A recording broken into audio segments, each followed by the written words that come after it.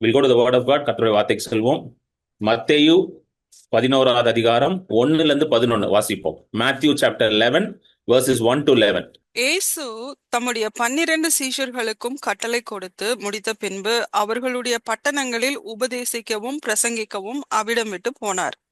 அத்தருணத்தில் காவலில் இருந்த யோவான் கிறிஸ்துவின் கிரியைகளை குறித்து கேள்விப்பட்டு தன் சீஷரில் 2 பேரை அழைத்து, வருகிறவர் நீர்தானா அல்லது வேறொருவர் வர காத்திருக்க வேண்டுமா என்று அவரிடத்தில் கேட்கும்படி அனுப்பினார். இயேசு அவர்களுக்கு பிரதியுத்தரமாக, நீங்கள் கேட்கிறதையும் காண்கிறதையும் யோவானிடத்தில் போய் அறிவியுங்கள். குருடர் பார்வையடைகிறார்கள், சப்பானிகள் நடக்கிறார்கள், குஷ்டரோகிகள் சுத்தமாகிறார்கள், செவிடர் கேட்கிறார்கள், மரித்தோர் எழுந்திருக்கிறார்கள், தரித்திரருக்கு சுவிசேஷம் பிரசங்கிக்கப்படுகிறது.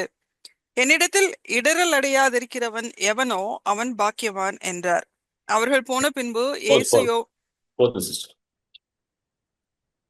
இது வரைக்கும் போதும். அதுக்கப்புறம் நம்ம வாசிப்போம். ஆமென். சோ நல்லா கவனிங்க. யோவான் ஸ்நானகன் சிறையில இருக்கார். யோவான் ஸ்நானகன் வந்து அரெஸ்ட் பண்ணி சிறையில வச்சிருக்கிறாங்க.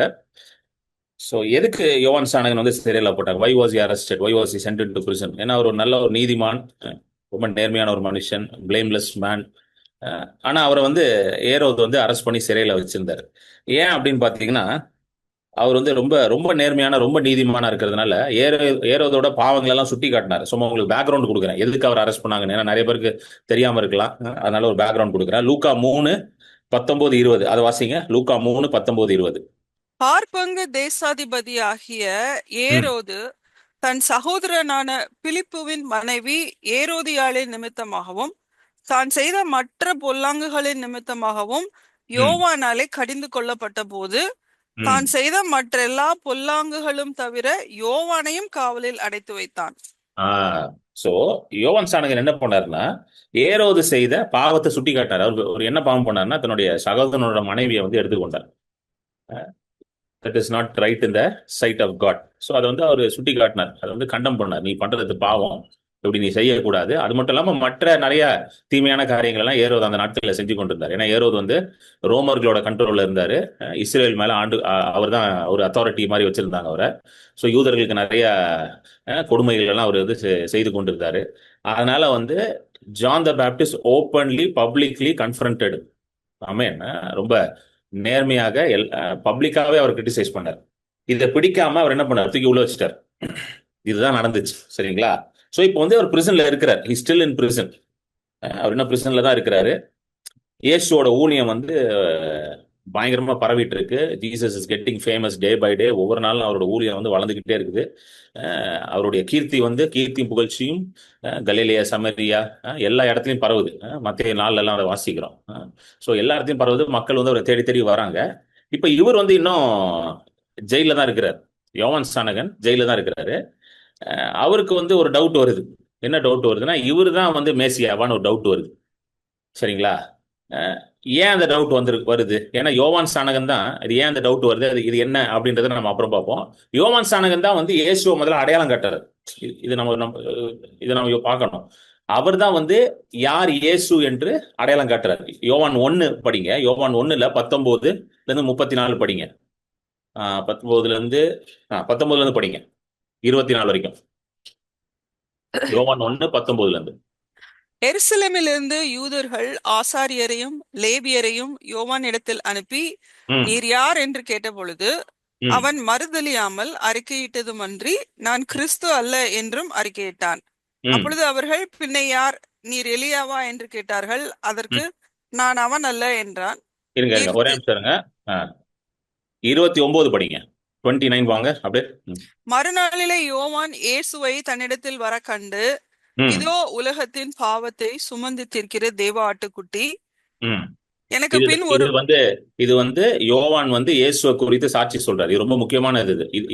இதை வச்சுதான் நம்மளுடைய அடுத்தது நம்ம வந்து புரியும் நமக்கு. சாட்சி சொல்றாரு, இதோ உலகத்தின் பாவத்தை சுமந்து தீர்க்க வந்த தேவாட்டுக்குட்டின்றாரு. அப்படியே தொடர்ந்து படிங்க. Keep reading sister. ஓகே.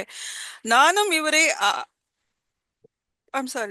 தேவாட்டுக்குட்டி, எனக்கு பின் ஒருவர் வருகிறார், அவர் எனக்கு முன்னிருந்தபடியால் என்னிலும் மேன்மை உள்ளவர் என்று நான் சொன்னேனே, அவர் இவர்தான். ம். நானும் இவரை அறியாதிருந்தேன்.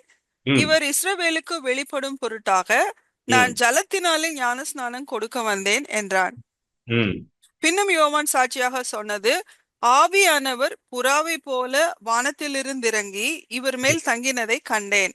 ம். நானும் இவரை அறியாதிருந்தேன். ஆனாலும் ம். ஜலத்தினால் ஞானஸ்நானம் கொடுக்கும்படி என்னை அனுப்பினவர், ம். ஆவியானவர் இறங்கி யார் மேல் தங்குவதை நீ காண்பாயோ அவரே பரிசுத்த ஆவியினால் ஞானஸ்நானம் கொடுக்கிறவர் என்று எனக்கு சொல்லி இருந்தார். ம். அந்தபடியே நான் கண்டு இவரே ம். தேவனுடைய குமாரன் என்று சாட்சி கொடுத்து வருகிறேன் என்றான். சோ யோவான் தெளிவா சொல்றாரு. யோவான் சாணகன், இயேசுதான் மேசியா, இயேசுதான் தேவகுமாரன்.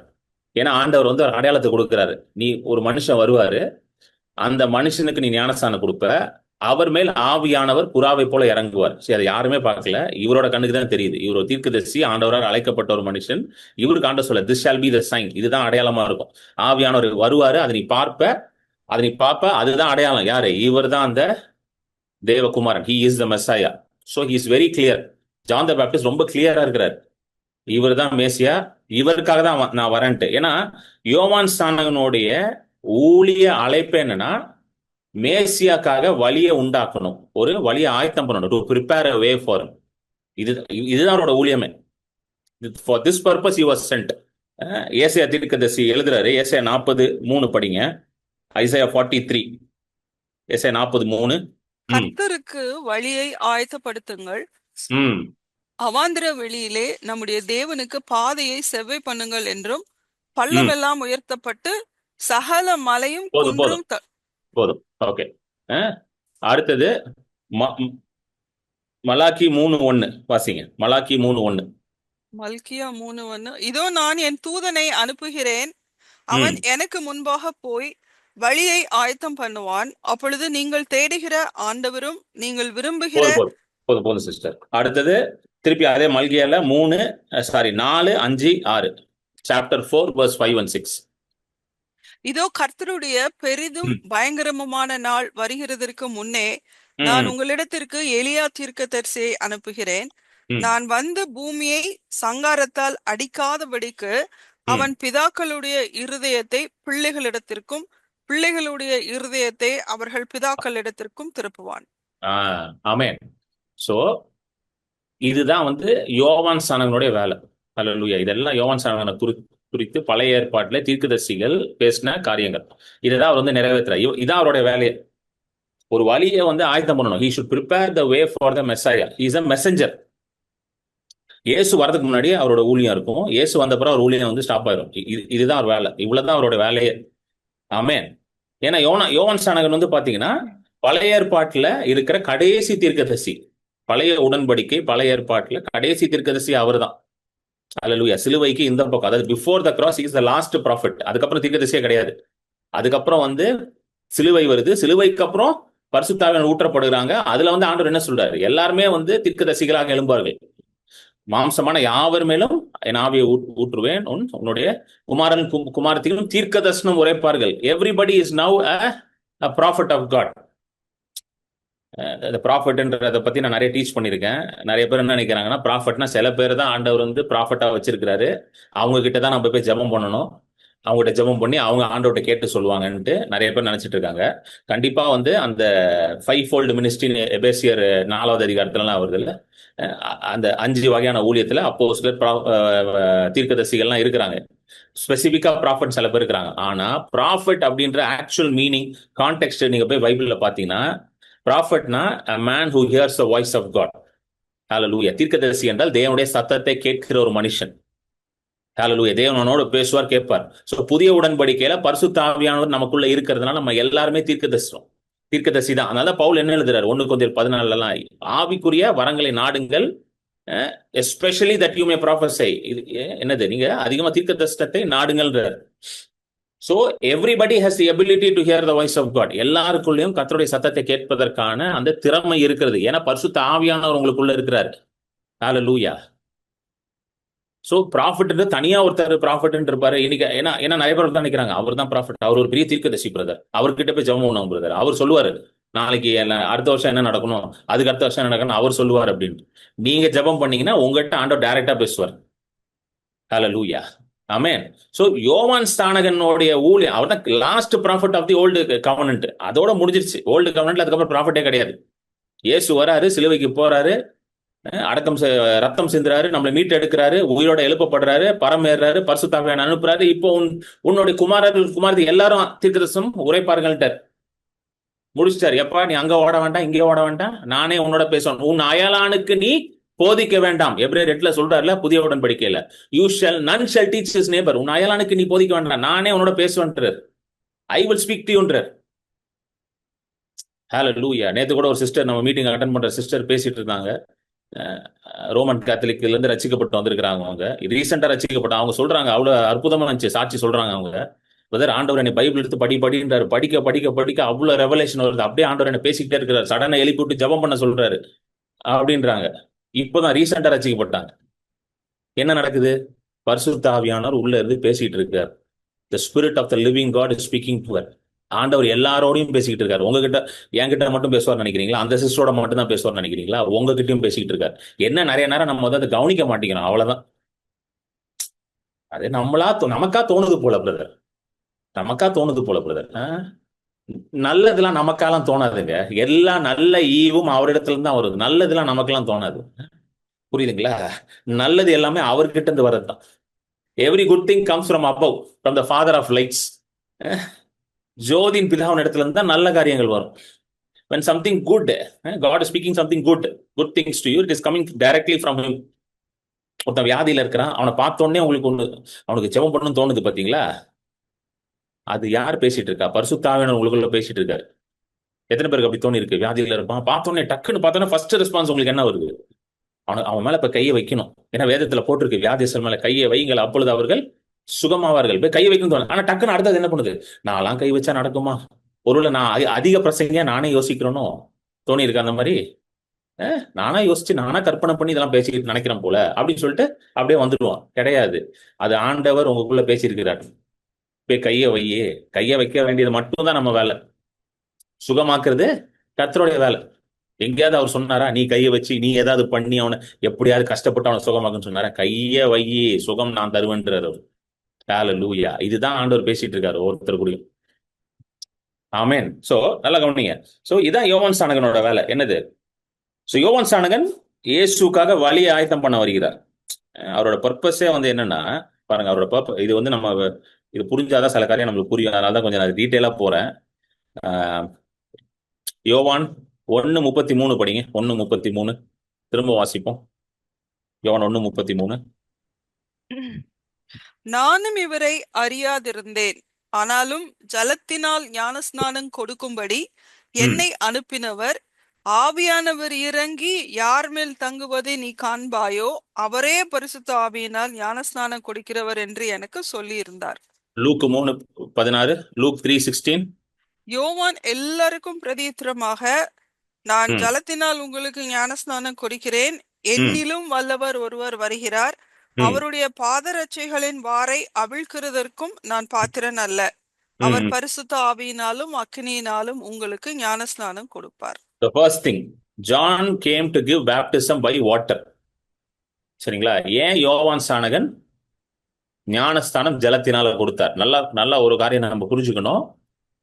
இயேசு வருவதற்கு முன்பதாக நிழலாக எல்லாம் நடக்குது. அதாவது ஜீசஸ் இஸ் a substance, அவர் தான் பொருள். அவர் வரதுக்கு முன்னாடி ஒரு நிழல் நடக்கும். ஸோ பழைய ஏற்பாட்டுல எல்லா பலிகளும் இயேசுவை தான் குறிக்குது. ரத்தம் சிந்தப்படுகிறதுல, மிருகம் அடிச்சு ரத்தம் சிந்தப்படுகிறது. அந்த ரத்தம் எதை குறிக்கும்? இயேசுவின் ரத்தத்தை குறிக்கிறது. பழைய ஏற்பாட்டுல ஆசாரிப்பு கூடாரம், மகா பரிசுத்த ஸ்தலம் எல்லாம் இயேசுதான். It everything points to Jesus.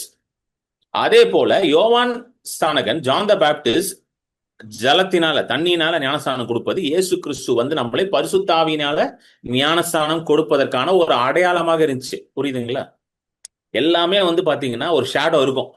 இன்னைக்கு நியூ கவர்னன்ட்ல பாக்குறது எல்லாத்துக்கும் ஒரு ஓல்ட் கவர்னன்ட் ஷேடோ இருக்கும். அப்படிதான் ஆண்டவர் வந்து வேலை செய்யறாரு. ஹல்லேலூயா. ஒரு காரியத்தை ஆண்டவர் செய்யறதுக்கு முன்பதாக அதை பேசுவார். அதுவும் ரொம்ப முக்கியம். தீர்க்கதரிசனமா. அதனாலதான் நம்ம வாழ்க்கையில பேச வேண்டியது அவசியமா இருக்குது. we have to speak the word of God upon our own lives. நம்ம வாழ்க்கையின் மேலே நம்ம தேவனோட வார்த்தையை பேச வேண்டியது அவசியமாக இருக்கிறது. ஏன்னா ஒரு காரியம் நடப்பதற்கு நாம வார்த்தையை பேசணும். எடுத்து நடக்கிறது நடக்கட்டும் பிரதர், கர்த்தரா பார்த்து எதுவும் செய்யட்டும் பிரதர். கர்த்தர் வாக்குத்தத்தத்தை கொடுத்திருக்கிறாரு, தீர்க்க தரிசனங்களை கொடுத்திருக்கிறாரு நமக்கு. அதை எடுத்து நம்ம பேச பேசதான் அது நம்ம வாழ்க்கையில நடக்க ஆரம்பிக்குது. ஏன்னா வார்த்தையின் மூலமா தான் சிருஷ்டிப்பு, அதாவது கிரியேஷன், ஒரு காரியம் உண்டாகிறது, உருவாக்கப்படுகிறது. ஹalleluya. சோ இது ஒண்ணு, சரிங்களா? So he was like an example or a shadow. தண்ணி எதை குறிக்கிறது? பரிசுத்த ஆவியை குறிக்கிறது, ஜீவனை குறிக்கிறது. ஆமென். சோ யோவான் ஸ்நானகன் தண்ணியில ஞானஸ்நானம் கொடுக்கிறார். இயேசு வந்து எதுல ஞானஸ்நானம் நம்ம கொடுக்கிறார்? பரிசுத்த ஆவியினால நிரப்புறார். ரட்சிக்கப்படும் போது பரிசுத்த ஆவியானவர்னால நம்ம நிரப்பப்படுகிறோம். we are being immersed into the holy spirit. baptism என்றால் being immersed, baptisto என்ற ஒரு கிரேக்க வார்த்தையில இருந்து அதை எடுக்கிறாங்க. being immersed, முழுக்கப்படு. பரிசுத்த ஆவியை நம்மளை மூழ்கடித்து வைத்திருக்கிறார். இப்போ நம்ம ரட்சிக்கப்பட்டதுனால, ரட்சிக்கப்பட்ட உடனே வந்து he fills us, he comes and dwells in us. ஹalleluya. அதனாலதான் நம்ம புது சிருஷ்டியா மாறுறோம். ஆமென்.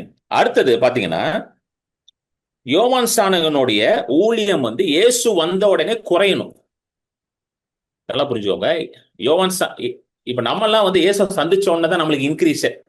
கரெக்டா? நம்ம இயேசுவை சந்திச்ச பிறகுதான் நம்ம வந்து பெரிய ஆள் ஆகிறோம்ல. இப்ப நான் வந்து ரசிக்கப்பட்டு இயேசுவை சந்திச்ச பிறகுதான் என் வாழ்க்கையில பெரிய முன்னேற்றங்கள்லாம் நடந்துச்சு. நிறைய பேர் அதை நீங்க சொல்ல முடியுங்க, மீட்டிங்ல இருக்கவங்களே. ஆண்டவரை நான் சந்திச்ச பிறகுதான், ரசிக்கப்பட்ட பிறகுதான் என் வாழ்க்கையிலேயே ஒரு பெரிய சக்சஸை பார்த்தேன், முன்னேற்றத்தை பார்த்தேன், ஒரு வளர்ச்சியை பார்த்தேன் அப்படின்னு நீங்க நிச்சயமா சொல்ல முடியும் நீங்க. ஆனா யோவான் ஸ்நானகனுடைய லைஃப்ல வந்து பாத்தீங்கன்னா, இயேசுவை சந்திச்ச பிறகு அவர் குறுகுணம். ஏன்றது அதையும் சொல்லிடுறேன். அதே யோவான் ஸ்நானகனே சொல்றாரு, ஜான் 3:30, யோவான் 3:30, யோவான் 3:30 வாசிங்க. அவர் பெருகவும் நான் சிறுகவும் வேண்டும்.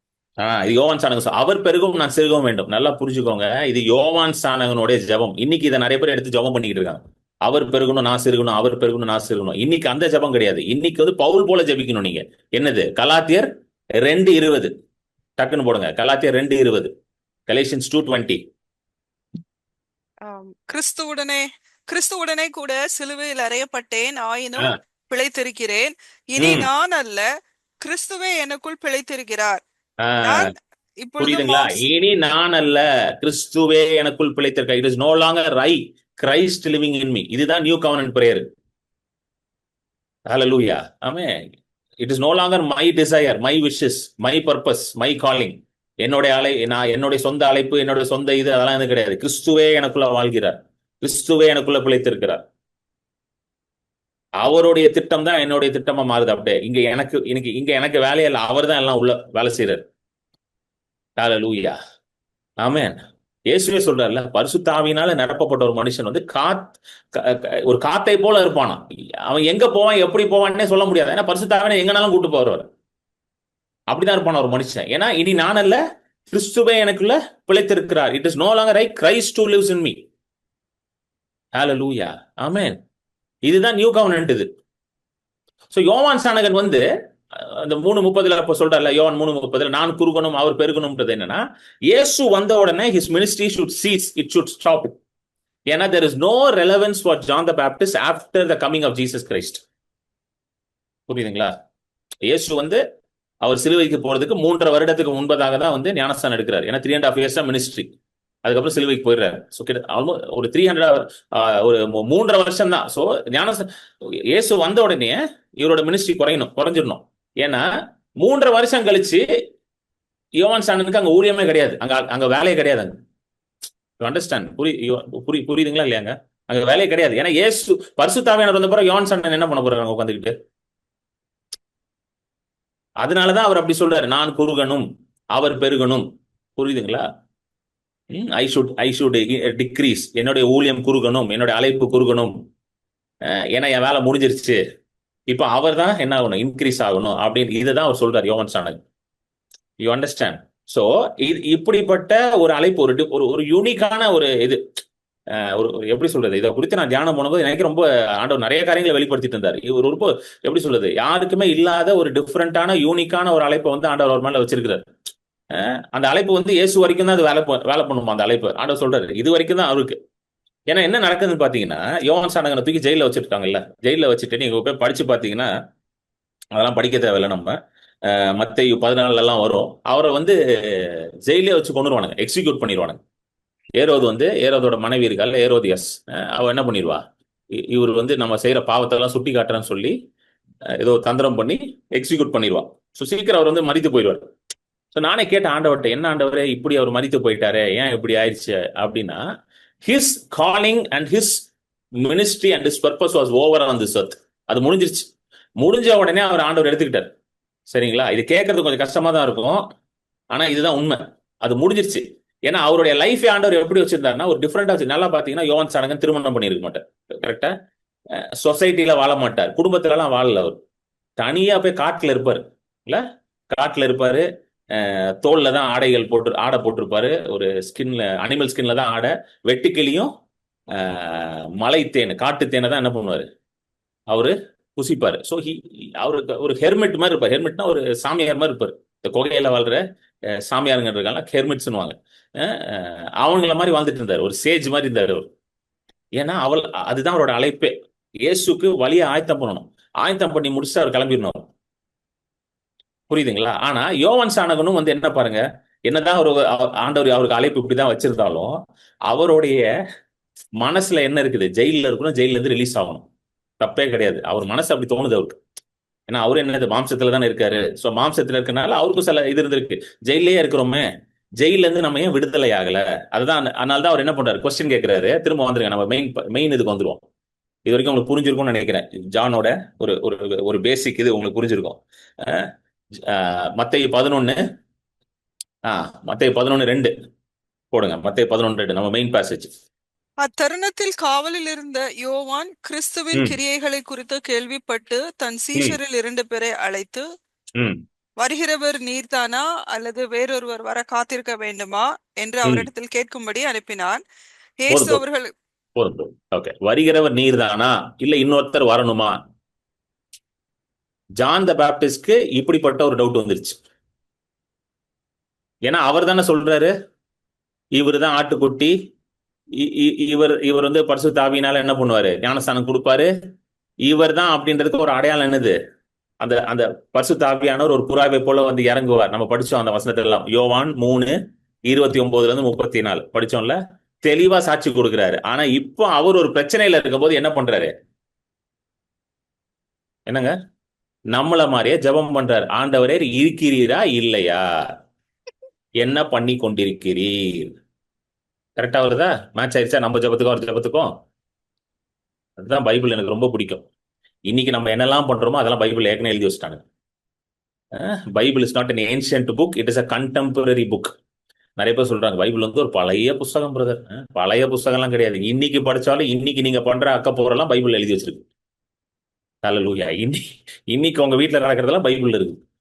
இன்னைக்கு உங்க மனசுல என்ன யோசிக்கிறீங்களோ அதெல்லாம் பைபிள் இருக்கு. It is a very very contemporary book. இன்னும் 1000 வருஷம் கழிச்சு நீங்க படிச்சாலும் ரொம்ப ரெலவெண்டா இருக்கும். ஏன்னா அது தேவனுடைய வார்த்தை. தேவனுடைய வார்த்தை ஒளிந்து போகவே போகாது. வானம் ஒளிந்து போகலாம், பூமி ஒளிந்து போகலாம், ஆனா அவரோட வார்த்தை மட்டும் என்ன ஆகாது, ஒளிந்து போகாது என்று சொல்றாரு. ஹல்லேலூயா. It still speaks to us. It's very very relevant, very very contemporary.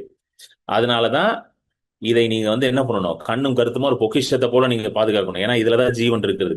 God's word has life in it. இயேசு பேதுரு சொல்றாரு பாத்தீங்களா, யோவான் 6 இயேசு கேட்கிறாரு, நீங்க எல்லாம் போலையாப்பா என்னை விட்டுட்டு. ஏன்னா ஒரு பெரிய ஒரு கான்ட்ரவர்சி வந்தது. ஹோலி கம்யூன், அந்த மாம்சத்தையும் ரத்தத்தையும் பத்தி ஒரு பெரிய கான்ட்ரவர்சி வந்தது. உடனே எல்லாம் போயிடுறாங்க அவரை விட்டு, இயேசு விட்டு எல்லாம் போயிடுறாங்க.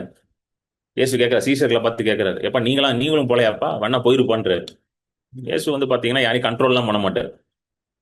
உனக்கு இஷ்டம்னா இருலாம் கிளம்புன்றாரு. கண்ட்ரோல்லாம் பண்ண மாட்டார் போட்டு. நம்ம ஊர்ல தான் கண்ட்ரோல்லாம் பண்ணுவாங்க. நீ என் மீட்டிங் வரலன்னா சாபம் வந்துடும், நீ இங்க வரலன்னா சாபம் வந்துடும், நீ அங்க வரலன்னா சாபம் வந்துடும். நம்ம ஊர்ல தான் கண்ட்ரோல்லாம் பண்றது. அவர்ல அதெல்லாம் ஒன்றும் பண்ண மாட்டார். நல்லவருங்க, ரொம்ப நல்லவர் இயேசு கிறிஸ்து தான். அப்போ உடனே பேதுரு சொல்றாரு, ஐயா நாங்க எங்கேயா போறது, உம்மிடத்துலதான் ஜீவனின் வார்த்தைகள் இருக்கிறதே அப்படின்றார். Where shall we go, Lord? For you have the words of life in you. Hallelujah. பேதுரு கண்டுபிடிச்சிட்டாரு, இவரை விட்டு எங்கேயும் போக முடியாது, இவர்கிட்ட தான் ஜீவன் இருக்குன்னு கண்டுபிடிச்சிட்டாரு. ஆமென். சோ யோவான் ஸ்நானகன் இந்த மாதிரி ஒரு இதுல இருக்கிறார். ஜெயில போட்டாங்க.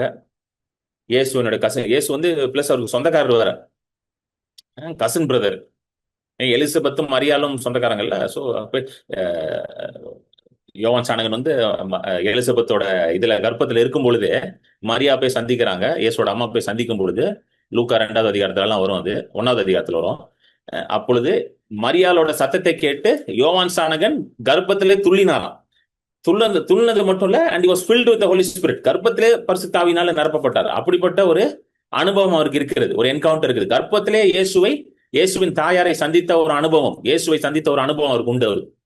அவர் இப்ப யோசிக்கிறார், என்னையா அது, இயேசு வந்து உலக ரட்சகரு, என் சொந்தக்காரர் வேற, என் கசின் பிரதர் வேற, அவரு நான் இங்க ஜெயில கிடக்குறேன், வந்து ரிலீஸ் பண்ண மாட்டாரு அப்படின்ட்டு.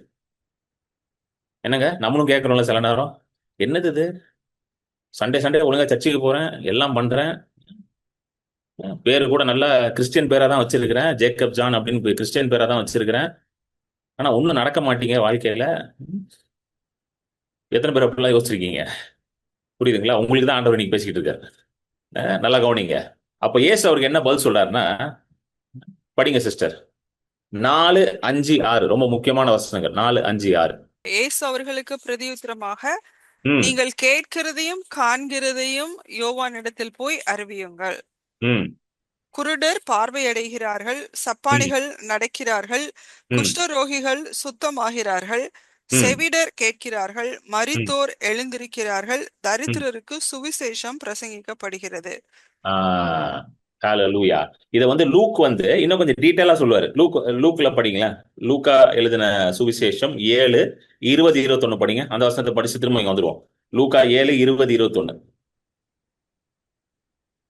அந்தபடி அவர்கள் அவரிடத்தில் வந்து, வருகிறவர் நீர்தானா, அல்லது வேறொருவர் வர காத்திருக்க வேண்டுமா என்று கேட்கும்படி யோவான் ஸ்நானன் எங்களை உம்மிடத்திற்கு அனுப்பினார் என்றார்கள்.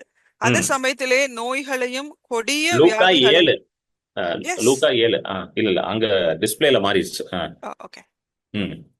Verse 21, அந்த சமயத்திலே நோய்களையும் கொடிய வியாதிகளையும் பொல்லாத ஆவிகளையும் கொண்டிருந்த அநேகரை அவர் குணமாக்கி அநேக குருடருக்கு பார்வை அளித்தார். ஓகே. அவனுக்கு கொஸ்டின் கேட்கும்போது கண்ணு முன்னாடி அற்புதம் செஞ்சு காட்டுறது, செஞ்சு காட்டிட்டு அடுத்தது சொல்றாரு. என்ன சொல்றாரு?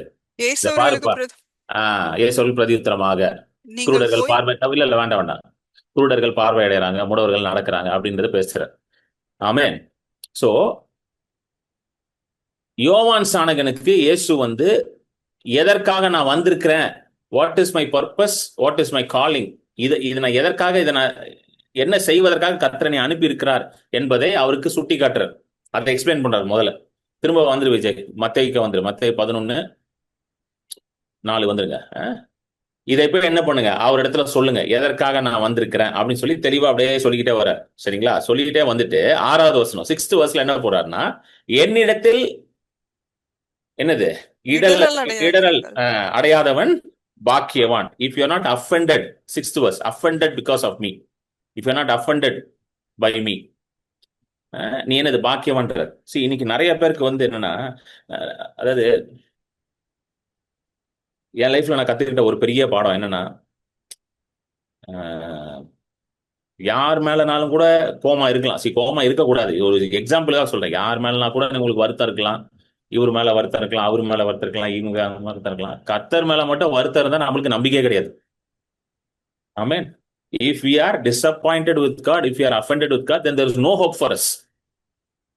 புரியுதுங்களா? வேற ஏன்னா நிறைய நேரம் நம்ம என்ன பண்றோம், I've seen people என்ன பண்ணுவாங்கன்னா, ஏதோ ஒரு மனுஷன் வந்து அவங்களை டிசப்பாயிண்ட் பண்ணதுனால, ஏதோ ஒரு மனுஷன் வந்து அவங்கள வந்து ஏமாத்தினதுனால, ஏதோ ஒரு, அது எஸ்பெஷலி அந்த மனுஷன் வந்து ஒரு விசுவாசியா இருக்கலாம், இல்ல அந்த மனுஷன் வந்து ஒரு ஊழியத்தை செய்யற ஒரு மனுஷனா இருக்கலாம். அவர் மூலமாக ஏமாற்றப்பட்டு ஏதோ ஒரு டிசப்பாயின்மெண்ட் வந்ததுனால கர்த்தர் மேலேயே அவங்க அஃபென்ஸ்ல இருக்கிறாங்க. நான் என்ன சொல்றேன்னா, அவர் மனுஷன், அவர் ஏதோ பண்ணிட்டாரு, அவரை நீங்க என்ன பண்ணுங்க, மன்னிச்சு விட்டுருங்க.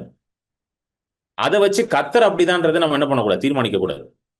ஹல்லேலூயா. ஆண்டவர் அப்படிதான் இருக்கிறார். அது மாதிரிலாம் நிறைய பேர் நான் பார்த்திருக்கிறேன். அதனால என்ன பண்ண மாட்டாங்க, எல்லாரும் அப்படிதான், ஆண்டவர் பாருங்க, ஆண்டவரே அதை பண்ணார். ஏதோ ஒரு மனுஷன் வந்து அவங்களுக்கு ஏதோ தீங்கு பண்ணதுனால ஆண்டவரே பண்ணாருன்னு. நல்லா புரிஞ்சுக்கணும், எந்த தீங்கும் கர்த்தரிடத்திலிருந்து வருவது கிடையாது. ஹல்லேலூயா. No evil comes from it. ஆமென். இயேசுவே சொல்றாருல்ல, எப்பா, பொல்லாதவர்களாகிய நீங்களே உங்க பிள்ளைகளுக்கு நல்ல ஈவுகளை கொடுக்குறீங்க. உன் பிள்ளை வந்து அப்பத்தை கேட்டா நீ என்ன கொடுக்க மாட்ட, கல்ல கொடுக்க மாட்ட, மீனை கேட்டா பாம்பை கொடுக்க மாட்டாய் சொல்றாருல்ல.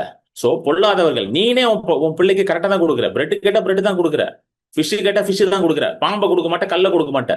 அப்பொழுது உன் பரமபிதா எப்படிப்பா உனக்கு பாம்பையும் கல்லையும் கொடுப்பாரு? அவர் உனக்கு நல்ல ஈவுகளை கொடுப்பார், அது அதிக நிச்சயமேன்றார். ஹல்லேலூயா. சோ ஒரு ஒரு ஒரு தீமையான காரியம், ஏதோ ஒரு ஒரு ஒரு ஒரு ஒரு ஏதோ ஒரு இது வந்து உங்க வாழ்க்கையில் நடந்துருச்சு, ஒரு வியாதி, ஒரு இழப்பு ஏதோ வந்துருச்சுன்னா அதுக்கு கடவுள் வந்து காரணரே கிடையாது. God is not responsible for that. இதுல நீங்க ஸ்ட்ராங்கா ஆகலன்னா, இந்த சத்தியத்துல ஸ்ட்ராங்கா ஆகலன்னா நீங்க ஆண்டவர்கிட்ட போகவே மாட்டீங்க. ஏன்னா அவர் மேலேயே கோவம் வந்துருச்சுன்னா எங்க போவீங்க? என்னங்க, அவர் மேலேயே கோவம் வந்துருச்சுன்னா, கத்தர் மேலேயே ஒரு அஃபென்ஸ் வந்து கத்தர் மேலேயே மனத்தாங்கல் வந்துருச்சுன்னா எங்க போறது? யார் காப்பாத்துறது நம்மள? சொல்லுங்க நீங்களே. வேற யாருக்கு என்ன, மத்தவங்க யாரும் சூப்பர்மேன், ஸ்பைடர்மேன், பேட்மேன்லாம் யாரா இருக்காங்களா நம்மளை காப்பாத்துறதுக்கு? எவனும் கிடையாது காப்பாத்துறதுக்கு. நம்மள வந்து ரட்சிக்கணும், காப்பாத்தணும் அவர் ஒருத்தரால தான் முடியும். அதனாலதான் இயேசு சொல்றாரு, எப்பா என்னிடத்தில் இடரல் அடையாதிருக்கிறவன் எவனோ அவன் பாக்கியவான். If you are not offended because of me, you are a blessed man. ஹல்லேலூயா.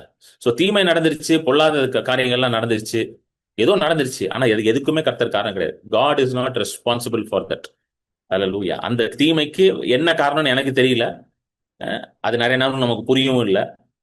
கண்டிப்பா அதை ஜஸ்டிஃபை நான் பண்ணல. அந்த தீமை நடந்தது கரெக்ட் தான் பிரதர்ன்னு ஜஸ்டிஃபை நான் பண்ணல. ஆனா அது யார் கொடுக்கலது? அது ஆண்டவர் கொடுக்கலது.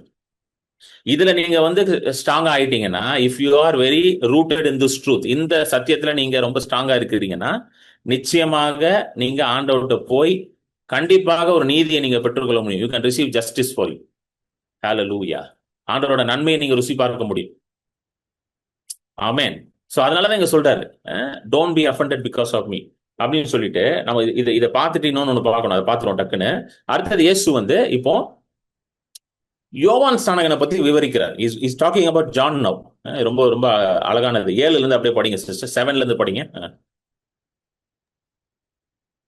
அவர்கள் போன பின்பு இயேசு யோவானை குறித்து ஜனங்களுக்கு சொன்னது என்னவென்றால், எதை பார்க்க வனாந்தரத்திற்கு போனீர்கள்? காற்றினால் அசையும் நாணலையோ? அல்லவென்றால் எதை பார்க்க போனீர்கள்? மெல்லிய வஸ்திரம் தரித்த மனுஷனையோ? மெல்லிய வஸ்திரம் தரித்திருக்கிறவர்கள் அரசர் மாளிகைகளில் இருக்கிறார்கள். அல்லவென்றால் எதை பார்க்க போனீர்கள்? தீர்க்கதரிசியையோ?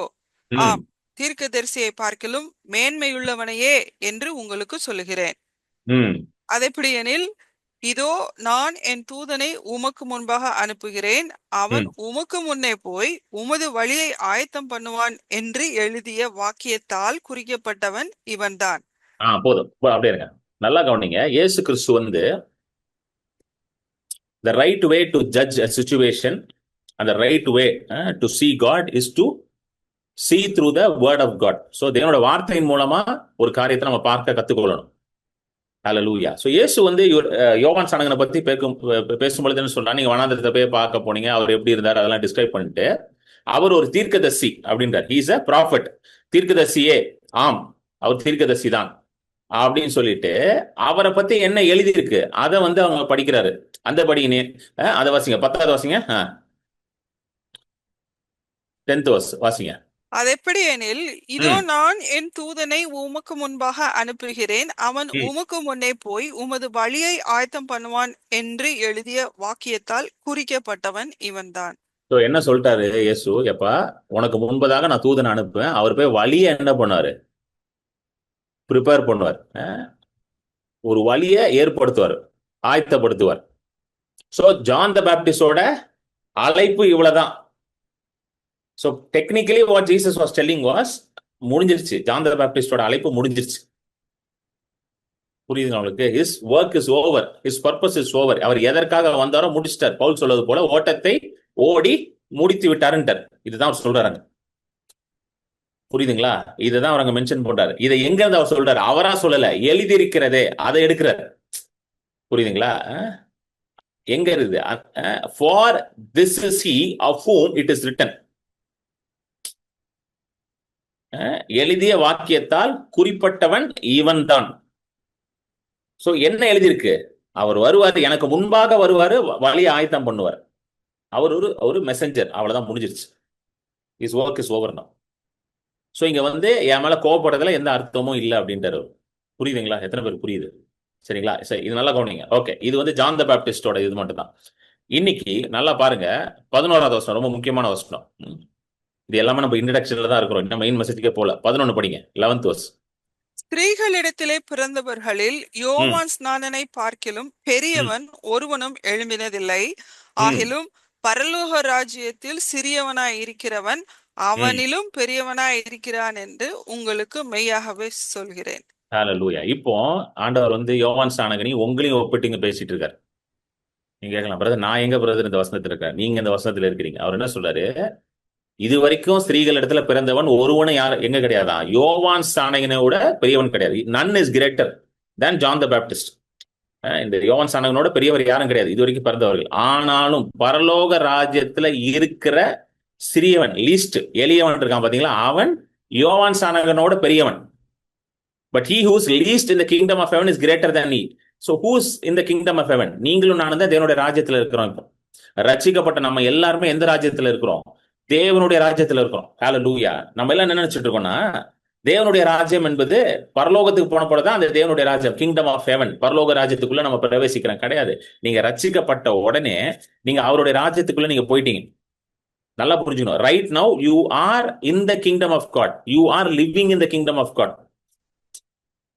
நீங்க உலகத்துல தான் இருக்கிறீங்க, ஆனா உலகத்தார் கிடையாது. இயேசு சொல்றாருல, you are in the world but you are not of the world.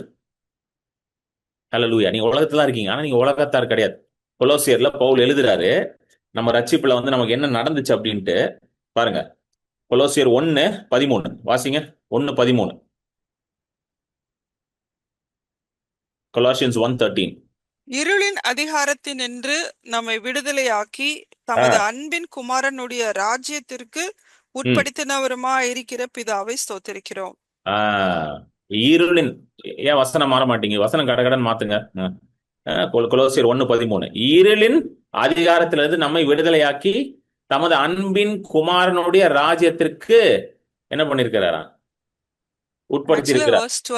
அதுதான் நீங்க சொல்லலாம். ஒளியில் உள்ள பரிசுத்தவான்களுடைய சுதந்திரத்தில் பங்கடைவதற்கு நம்மை தகுதியுள்ளவர்கள் ஆக்கினவரும். இல்ல 13 தான், கரெக்ட் தான். நான் தான் 12 சொல்லியிருக்கேன். 13 தான் கரெக்ட். 13 போடு விஜய், கரெக்டா தான் போட்டிருக்காரு. ஓகே. சோ இருளின் அதிகாரத்திலிருந்து நம்மளை விடுதலையாக்கி அன்பின் குமாரன் ராஜ்யத்துல நம்மளை உட்படுத்துகிறார். He has delivered us from the power of darkness and conveyed us into the kingdom of the son of his love. இப்போ நீங்க இங்க இந்த மீட்டிங்ல இருக்கிற எல்லாருமே எந்த கிங்டம்ல இருக்கீங்க? இப்போ சொல்லுங்க, எந்த கிங்டம்ல இருக்கீங்க நீங்கலாம்? கிங்டம் ஆஃப் த சன், குமாரனின் ராஜ்யம், தேவனுடைய ராஜ்யத்துக்குள்ளதான் நீங்க இருக்கிறீங்க. Everybody is inside the kingdom of the beloved son. தேவனுடைய ராஜ்யத்துக்குள்ளதான் ஒவ்வொருத்தரும் இருக்கிறீங்க. ஆமென். சோ தேவனுடைய ராஜ்யத்துக்குள்ள நீங்க இருக்கிறீங்கன்னா எல்லா சூழ்நிலையிலும் உங்களுக்கு நம்பிக்கை இருக்கிறது. புரியுதுங்களா? Every situation in every problem you have hope. ஆமென். புரியுதுங்களா? இதுதான் நம்ம தெரிஞ்சுக்கணும். நம்ம என்ன நினைக்கிறோம்னா, பிரதர் ஏதாவது பண்ணுங்க பிரதர், ரொம்ப பிரச்சனையா இருக்கு பிரதர், வீட்டுல ஏதாவது பண்ணுங்க பிரதர், ஜெபம் பண்ணுங்க பிரதர் எனக்காக நீங்க அப்படின்ட்டு. என்கிட்ட ஜெபம் பண்ண வரவங்களுக்கு எல்லாம் நான் சொல்றது தான் இங்கேயும் சொல்ல போறேன். நீங்க எங்க இருக்கீங்க முதல்ல கண்டுபிடிங்க. நீங்க எங்க இருக்கீங்க கண்டுபிடிச்சிங்கன்னா அங்கேயும் ஓட வேண்டாம் ஃபர்ஸ்ட். சரிங்களா? Where are you placed? Where are you now? What is your position? நீங்க எந்த இடத்துல இருக்கீங்க? ஆண்டவர் எங்க வச்சிருக்கிறாரு உங்களை? திக்கற்றவர்களா வச்சிருக்கிறாரா? இயேசு சொன்னாரா உன்னை விட்டுட்டு நான் போயிருவேன்? இல்ல, நீ திக்கற்றவனா உன்னை நான் விட மாட்டேன். I shall not leave you as orphans. திக்கற்றவர்களாக நான் உன்னை விட மாட்டேன், நான் உன்னிடத்தில் வருவேன் அப்படின்னு சொன்னாரா இல்லையா? அப்ப நம்ம திக்கற்றவர்களா இல்ல தேவனோட குமாரர்களா? Are we orphans or are we sons? ஒரு ஆர்ஃபன், ஒரு திக்கற்றவன் தான் யோசிக்கணும், ஐயோ என்ன நடக்கும் நாளைக்கு, எனக்கு எங்கிருந்து என்னுடைய அப்பம் நாளைக்கு எங்கிருந்து வரும், என்னுடைய எதிர்காலம் என்ன எப்படி இருக்கும், என் வாழ்க்கை எப்படி இருக்கும்னு யார் யோசிக்கணும்? திக்கற்றவர்கள் தான் யோசிக்கணும். புரியுதுங்களா? திக்கற்றவர்கள் தான் இதெல்லாம் கொஞ்சம் யோசிச்சுட்டு இருப்பான். ஐயோ நாளைக்கு என்ன நடக்குமோ, எனக்கு என்ன ஆகுமோ, எனக்கு யார் பார்த்துப்பா, எனக்கு யார் இருக்கான்னு யார் யோசிப்பா? திக்கற்றவர்கள் தான். திக்கற்றவர்கள் ஆர்ஃபன்ஸ் தான் அப்படி கொஞ்சம் யோசிச்சுட்டு இருப்பாங்க. எனக்கு ஃபியூச்சர் இருக்குதா, என் வாழ்க்கையில எனக்கு நல்லது நடக்குமான்னு யோசிப்பாங்க. பிள்ளைகள் அப்படி யோசிக்க மாட்டாங்க. உங்க வீட்டுல பிள்ளைகள் இருக்காங்கல்ல, உங்க பிள்ளைகள் என்னைக்காவது ஏதாவது யோசிச்சு உங்கள்கிட்ட வந்து கேட்டிருக்காங்களா? எனக்குலாம் ரொம்ப ஆச்சரியமா இருக்கும். அதனால தான் ஆண்டவர் வந்து சிறு பிள்ளையை போல இருன்ற, சிறு பிள்ளையை போல இருக்கும் பொழுதுதான், சிறு பிள்ளையை போல இருக்கிறவங்க தேவனுடைய ராஜ்யத்தை சுதந்திரத்துக் கொள்வான்றது அப்படியே சொல்றாரு இயேசு. சிறு பிள்ளைகளை என்னிடத்துல வருவதை தடுக்காதீர்கள், இவர்கள் இப்படிப்பட்டவர்களுக்கு தான் தேவனுடைய ராஜ்யம் சுதந்திரம் சொந்தமா இருக்குன்றாரு. என்ன சொல்றாருன்னா, சிறு பிள்ளைகள் வந்து எந்த ஒரு எப்படி எந்த ஒரு ஒரு மென்டல் பிளாக்கும் இருக்காது, எந்த ஒரு கொஸ்டினும் அவங்க மைண்ட்ல இருக்காது. அப்படியே போய் ஆண்டவர்கிட்ட அப்பாட்ட போய் என்ன வேணும் அப்படியே கேட்பாங்க. என் 2 பிள்ளைங்கள் வந்து பாத்தீங்கன்னா யோசிக்காதீங்க, அது பாட்டுக்கு வரும், எனக்கு இது வேணும் அப்படின்னு சொல்லிட்டு போயிட்டே இருக்கும். நான் அப்பதான் ஆண்டவர் சொன்னார், பாத்தியா இப்படிதான் நானும் எதிர்பார்க்கிறேன் உங்ககிட்ட அப்படின்னு. அல்லேலூயா. இப்படிதான் நீயும் இருக்கணும்னு நான் எதிர்பார்க்கிறேன். யோசிச்சுட்டு இருக்கோம். நம்ம என்ன யோசிப்போம், இதெல்லாம் கேட்கலாமா, இதெல்லாம் கேட்டா அவர் செய்வாரா, இல்ல நமக்கு அந்த தகுதி இருக்குதா, நம்ம அந்த அளவுக்கு பெரிய ஆளா. அவருக்கு செய்வார், ஏன்னா அவர் கொஞ்சம் பெரிய ஆளா இருக்கிறாரு, நல்லா பெரிய ஊழியக்காரரா இருக்காரு அவரு, அவருக்கெல்லாம் செய்வார், எனக்கெல்லாம் எப்படி செய்வார் அவரு, நான் அந்த அளவுக்கு ஒன்றும் இல்லையே அப்படின்னு சொல்லி 1008 கேள்வி ஓடிக்கிட்டு இருக்கும். அதனால பாதி எதுவுமே கேட்கறதும் கிடையாது. கேட்டாலும் எப்படி அரை மனசோட கேட்கறது, பாதி டவுட்டோட கேட்கறது, அவிசுவாசத்தோட கேட்கறது. ஆனா இயேசு என்ன சொல்றாரு, சிறு பிள்ளைகளை போல இரு, சிறு பிள்ளையை போல என்கிட்ட வா. சிறு பிள்ளையை போல இருக்கிறவனுக்கு தான் தேவனுடைய ராஜ்யம் என்னதா இருக்குதான், சொந்தமா இருக்குன்றார். ஹalleluya.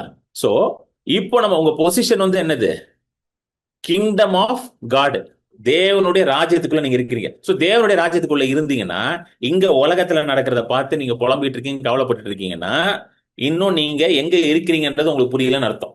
You have not understood where you are. எந்த இடத்துல ஆண்டவர் வச்சிருக்காரு, எங்க உங்களை உட்கார வச்சிருக்காரு உனக்கு இன்னும் புரியல. அதனாலதான் இன்னும் உலகத்துல நடக்கிறத பார்த்து நீங்க என்ன பண்ணிட்டு இருக்கீங்க, புலம்பிட்டு இருக்கீங்க. இன்னும் அதை பார்த்து என்ன பண்ணி அழுதுகிட்டு இருக்கீங்க. புரியுது? எத்தனை பேர் புரியுது நான் சொல்றது? ஹalleluya. Still you have not understood your position அர்த்தம். சரிங்களா? சரி, இப்ப வந்துருவோம். இப்போ இயேசு என்ன சொன்னாரு? 11. சோ மத்தேயு 11:11. சோ தேவனுடைய ராஜ்யத்துல இருக்கிற எளியவன் கூட யோவான் ஸ்நானகனோட பெரியவன். சரிங்களா? தேவனுடைய ராஜ்யத்துல இருக்கிற எளியவன் கூட யோவான் ஸ்நானகனோட பெரியவன். ஹalleluya. அப்பொழுது உங்களுடைய பொசிஷனை வந்து ஆண்டவர் எப்படி வச்சிருக்கிறார் பாருங்க. இல்ல, you are not in a helpless place. நீங்க ஒரு நம்பிக்கை அற்ற ஒரு இடத்துல இல்ல, முழு நம்பிக்கையோட முழு நிச்சயத்தோட ஒரு இடத்துல ஆண்டவர் உங்களை வச்சிருக்கிறார். he has kept you in a place of full hope. முழு நம்பிக்கையோட உங்களை ஆண்டவர் வச்சிருக்காரு இப்ப. ஆமென். உங்களுக்கு புரியுதா? இயேசு வந்து சொன்னார்ல, யோவான் ஸ்நானகன்ட்ட பதில் சொல்லும்போது என்ன சொல்றாருன்னா, குருடர்கள் பார்வையடைந்தார்கள், முடவர்கள் நடக்கிறார்கள், குஷ்ட ரோகிகள் சொஸ்தமாக்கப்படுகிறார்கள், மரித்தோர்கள் உயிரோட எழுப்பப்படுகிறார்கள், இதை போய் சொல்லு அப்படின்றார். சரிங்களா? இதெல்லாம் எதற்கு அடையாளமா இருக்குது? இயேசு கிறிஸ்து அங்க இருக்கிறார் என்பதற்கு ஒரு அடையாளமாக இருக்கிறது. இயேசு கிறிஸ்து இந்த ராஜ்யத்தின் ராஜாவாக இருக்கிறார் என்பதற்கு ஒரு அடையாளமாக இருக்கு. These are all signs that Jesus is the king over this kingdom. That Jesus is the Lord over this kingdom. Hallelujah. So தேவனுடைய ராஜ்யத்துல இருக்கிற நமக்கு இதெல்லாம் ஒரு சுதந்திரமா ஆண்டவர் கொடுத்திருக்கார். These are all inheritance for us. இந்த சுகமாகிறது, விடுதலை ஆகிறது, இதெல்லாம் ஆண்டவர் ஒரு இன்ஹெரிட்டன்ஸா கொடுத்திருக்கிறார். இதை செய்வதற்கு தான் இயேசுவே வந்தார். பாருங்க, மேசியாவோட மெயின் பர்பஸ் ஏசாயா 61:1 போடுங்க. ஏசாயா 61:1 எதற்காக மேசியா வந்தார்? Why did the Messiah come? போடுங்க டக்குன்னு. 61:1, ஏசாயா 61:1. கர்த்தராகிய தேவனுடைய ஆவியானவர் என்மேல் இருக்கிறார்.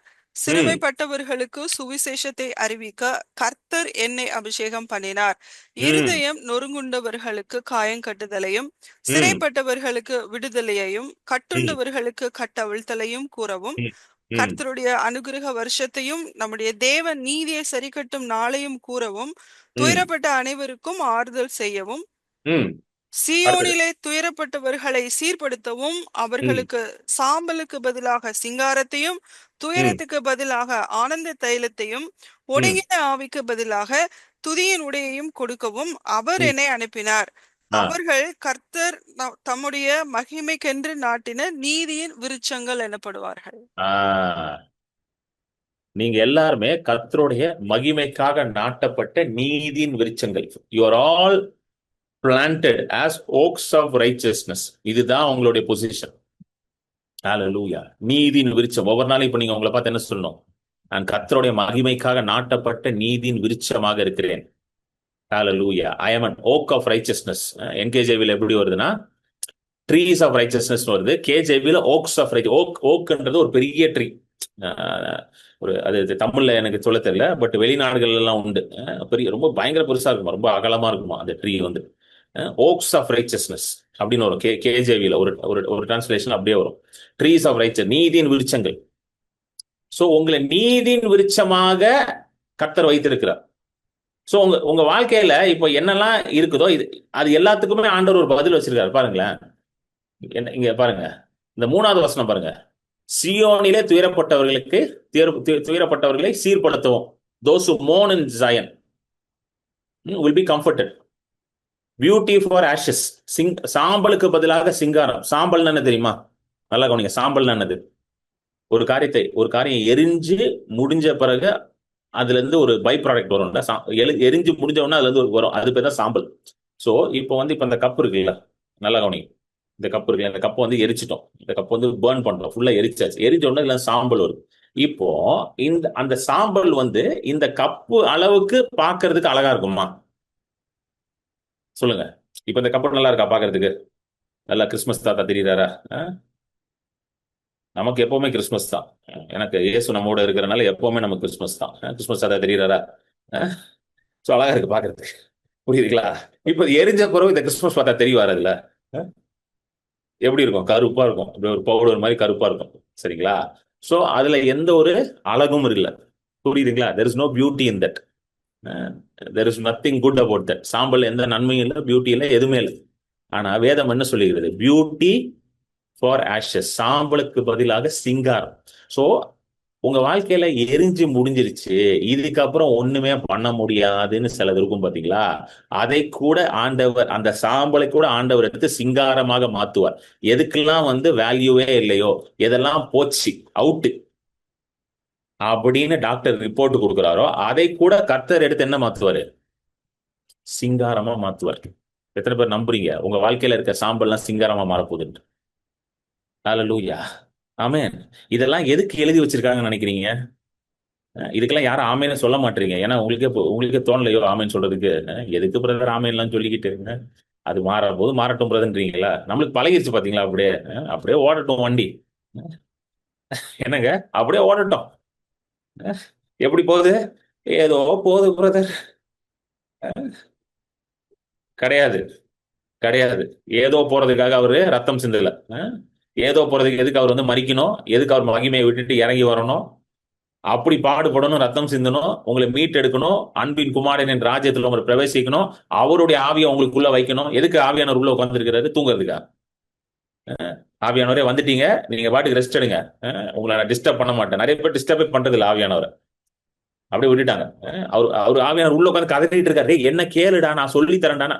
உங்களெல்லாம் நான் கேட்க முடியாது, உங்களெல்லாம் டிஸ்டர்ப் பண்ண மாட்டேன், நீங்க ரொம்ப பிஸி, உங்களுக்கு எவ்வளவு வேலை இருக்கு தெரியுமா, உங்களெல்லாம் டிஸ்டர்ப் பண்ண மாட்டேன். அங்க ஒரு ஊழியக்காரர் இருக்கிறாரு, அவர் சும்மா தான் இருக்கிறாரு, அவருக்கு போனை போடுவோம், அவருக்கு போனை போட்டு கத்தர் என்ன சொல்றான்னு கேட்போம் அவர்கிட்ட. இங்க ஆவியானவருக்கு வந்து கதறிட்டு இருக்காரு, என்கிட்ட கேளியா, நான் சொல்றேன், ஆனா கேட்கறது கிடையாது. புரியுது, புரியுதுங்களா உங்களுக்கு? யாருக்கையாவது போன் போட்டு அவங்க ஏதாவது சொன்ன பிறகு அதை உட்காந்து பயந்துகிட்டு இருக்காது, ஐயோ அப்படி சொல்லிட்டாங்க, அவங்க இப்படி சொல்லிட்டாங்க, இவர் அப்படி சொல்லிட்டாரு, இவர் இப்படி சொல்லிட்டாரு.